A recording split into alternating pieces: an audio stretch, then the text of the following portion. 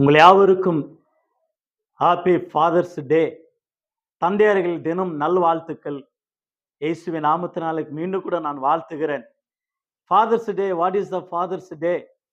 என்ன தந்தையர்கள் தினம் என்றால், யாத்திராகம புஸ்தகம் 20ஆம் அதிகாரம் 12ஆம் வசனத்துல, உன் தாயும் தகப்பனையும் கனம் பண்ணுவாயாக என்று ஆண்டவராகிய தேவன் அற்புதமாக கனம் பண்ணுதல். இன்றைக்கு நிறைய பேர் வாட்ஸ்அப்ல, பேஸ்புக்ல ஸ்டேட்டஸ்ல வச்சிருப்பாங்க. தாய் தகப்பனோடு கூட ஒரு போட்டோ பிடிச்சி, அதெல்லாம் அதை விட மிக முக்கியமாக அவங்களை கனம் பண்ணுதல், அவங்களுக்கு வேண்டிய கடமைகளை செய்வது. எப்படி நம்ம குழந்தையிலிருந்து அவங்க நம்மளை சுமந்து காப்பாற்றினார்களோ அவனமாக வயதான நாட்களில அவங்களை கனம் பண்ணது தான்.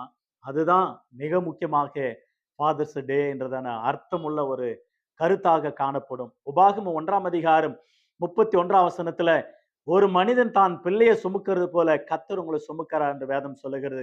ஏசாயா புஸ்தகம் 46ஆம் அதிகாரம் 3ஆம் வசனம் 4ஆம் வசனத்துல, தாயின் கர்ப்பத்திலிருந்து சுமந்தவர் நம்முடைய முதிர் வயதில் வரையிலும் அவர் சுமக்கிறவரா இருக்கிறார், ஏந்துகிறார், தப்புவிக்கிறார். நம்மை ஆண்டவராகிய தேவன் நமக்கு உதவி செய்கிறார் என்று சொல்லப்படுகிறது. ஆகினாலே உன் தாயும் தகப்பனும் கனமனவாயாக. எபேசியர் 6ஆம் அதிகாரம் 1 முதல் 3 வாக்கியங்களை நாம் வாசிக்கிறோம்.